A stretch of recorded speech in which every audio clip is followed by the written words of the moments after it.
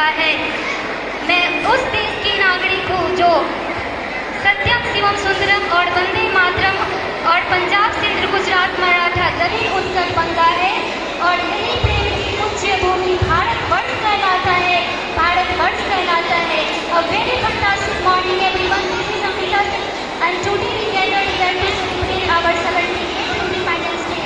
आजादी का असली मतलब तो सिर्फ वही समझ सकता है जिसने कभी गुलामी की हो।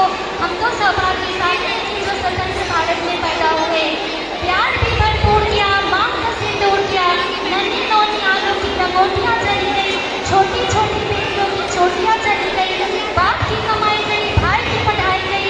ऐसा एक विस्फोट हुआ पता ही नहीं चला साहब, जिसमें कि तो कहीं बोटियाँ ही चली गई, बोटियाँ ही चली गई। अटल बिहारी वाजपेयी जी कहते हैं ये भूमि कोई भाड़